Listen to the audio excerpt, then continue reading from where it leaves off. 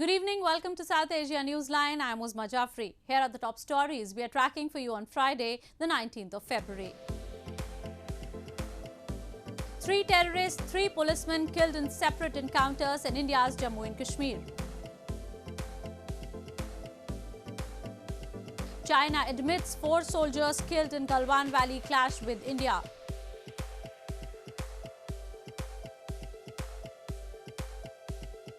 And NATO chief dismisses early troop pullout from Afghanistan.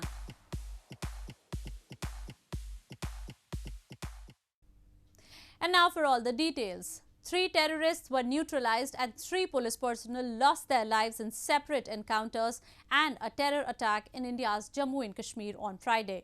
A massive anti-terror operation was launched by security forces in the Union Territory till the last reports came in. Security forces gunned down 3 terrorists and 1 security personnel was killed in separate encounters in Shopian and Budgam districts of India's northern Jammu and Kashmir on Friday. The encounter in Shopian broke out after a search operation was launched by security forces late on Thursday. 3 terrorists belonging to Al-Badr terror group were gunned down early on Friday after being encircled, a senior police official said.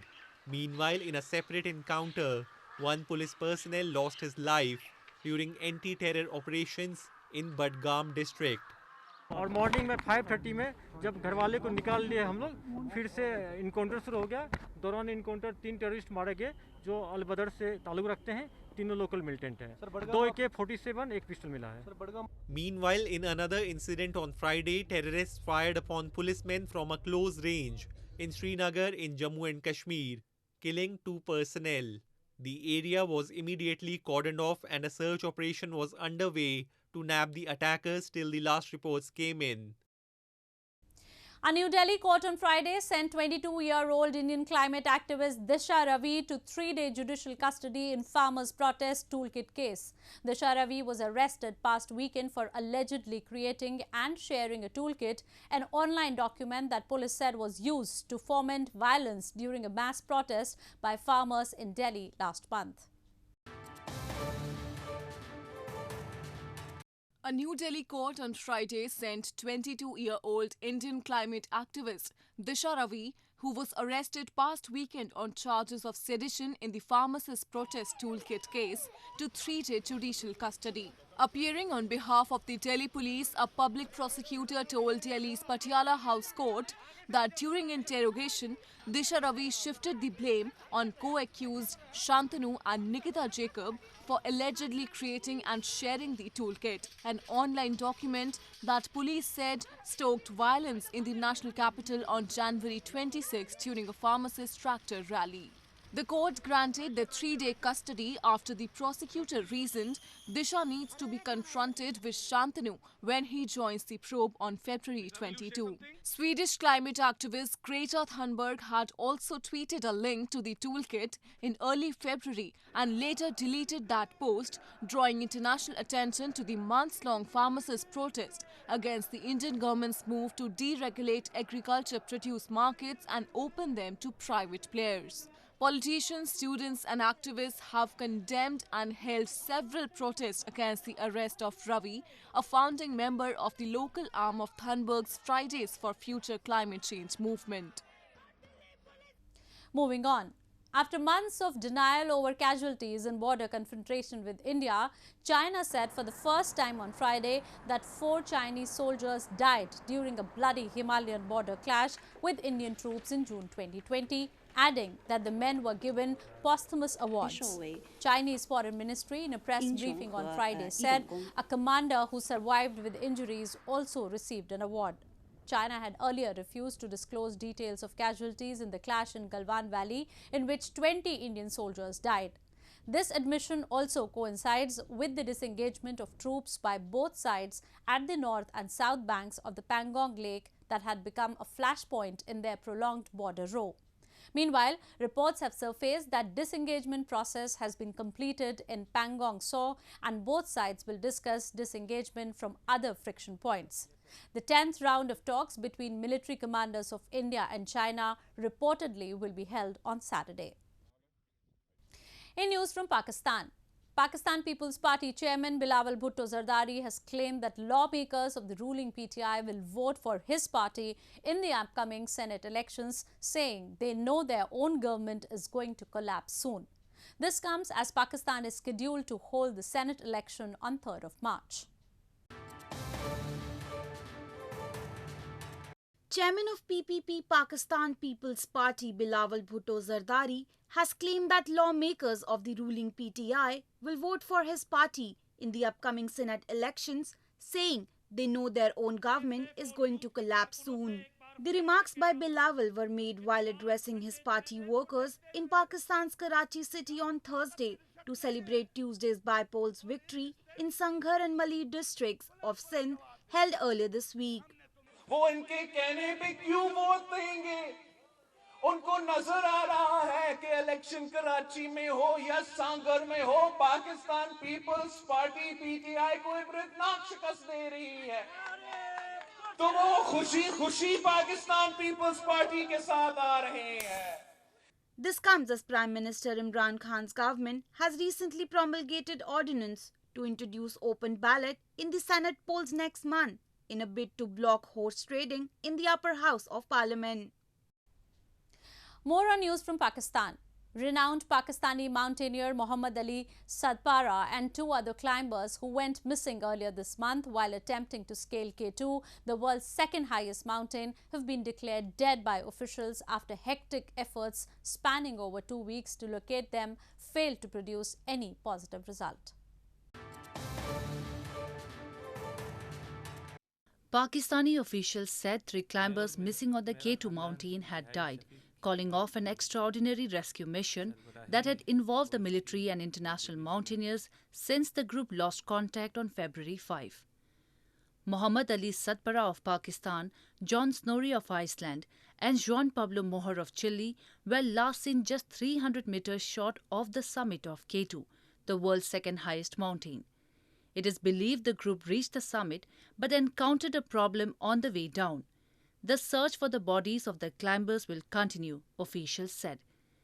The 3 were last seen by Sadpara's son Sajid, who had to turn around because of an oxygen supply malfunction.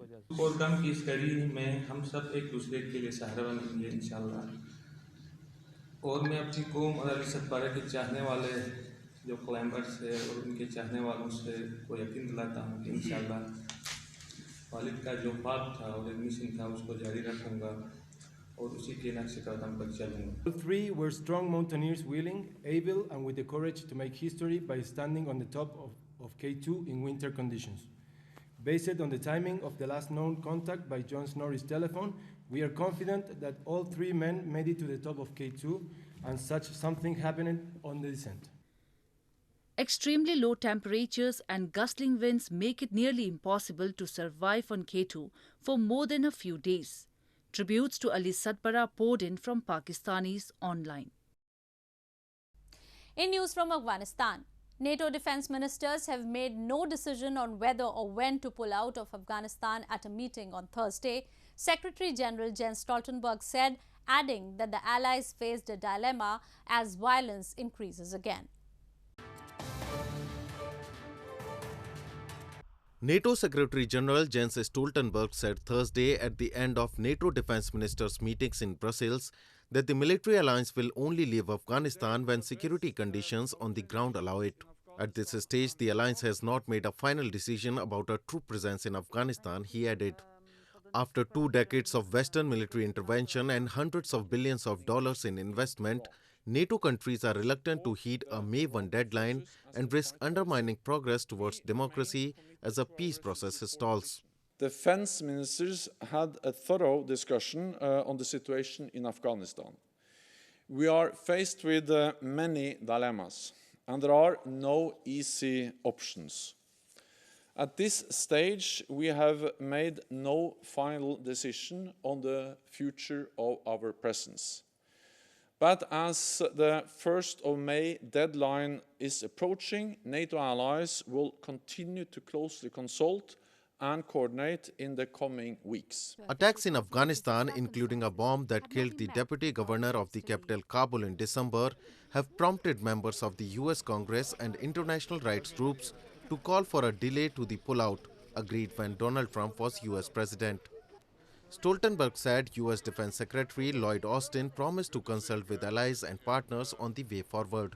Meanwhile, the progress in talks between the delegation representing the Islamic Republic of Afghanistan and the Taliban, launched on September 12 last year, has been slow and overshadowed by high-level violence. Moving on to news from Nepal. The student wing of the Dahel Nepal faction of the Nepal Communist Party held a massive demonstration in capital Kathmandu on Thursday against the frequent price hike of petroleum products. They raised anti-government slogans and demanded immediate withdrawal of the decision. The student wing of the Dahel Nepal faction of the Nepal Communist Party on Thursday held a protest in capital Kathmandu against the frequent price hike of petroleum products. The protesters affiliated to the All Nepal National Free Students' Union raised anti-government slogans outside the office of Nepal Oil Corporation or NOC and demanded immediate withdrawal of the decision of price hike. With the revised price citing automated pricing system, petrol now costs rupees 114 per litre. Kerosene and diesel cost rupees 97 per litre each, and aviation fuel costs rupees 67 per litre. The NOC had earlier also revised prices along with the cooking gas on February 10. चुनावको नाटक मञ्चन गरेर चुनाव खर्च उठाउने जो गर्ने गलत उद्देश्यका साथ एक हप्तामा जनताको प्रत्यक्ष दैनिकीसँग प्रभाव गर्ने कुरा पेट्रोलियम पदार्थमा हप्तामा 2 पटक मूल्य वृद्धि गरेको छ. The sudden rise in fuel prices with political situation looming under uncertainty. The protesters raised questions over the move by the state-owned Nepal Oil Corporation, which has often been criticized for being reluctant to reduce prices, even as the fuel prices drop in the international market. Markets in India's Jammu and Kashmir are receiving a good number of customers as locals, in order to maintain their protein levels during winters, are stocking up on pulses. People buy and consume huge quantity of pulses in Kashmir Valley during winters to protect themselves from severe cold. The consumption of pulses in India's Jammu and Kashmir is rising as locals are consuming pulses in huge quantities to maintain protein levels during winter. As people in the valley change their food habits during winter to face the severe cold, markets are receiving a good number of customers. Different variety of pulses are grown in Kashmir, which is famous across India and world. Tourists who travel to the valley to witness its scenic beauty often take away the variety of pulses because of their nutritional values. इस साल ज़्यादा ही रहा क्योंकि इस साल temperature बिल्कुल कम रहा, minus रहा. इस वक्त फरवरी है, फरवरी में भी माइनस रहा. इसकी वजह से यहाँ पल्सेस बहुत चल रहा है. They are the high content of proteins. Proteins are those things which यम बनावान सन इम्यून सिस्टम जो हमारा इम्यून सिस्टम अच्छा करते हैं, खासकर विंटर्स में, सर्दियों में ये बहुत जरूरी है. Variety of pulses from Australia, Turkey and Kenya are also available in the markets of Kashmir. Demand for chickpeas, kidney beans, lentils, moong beans are among the highest demand every year during the winter season. Well, that's all we have for you from South Asia this evening. Now our viewers can watch the show on SouthAsiaNewsline.com. You can also visit us on Facebook.com/SAsiaNewsline and follow us on Twitter @SAsiaNewsline. That's all in tonight's edition. We will see you same time next week. Have a great weekend. Good night.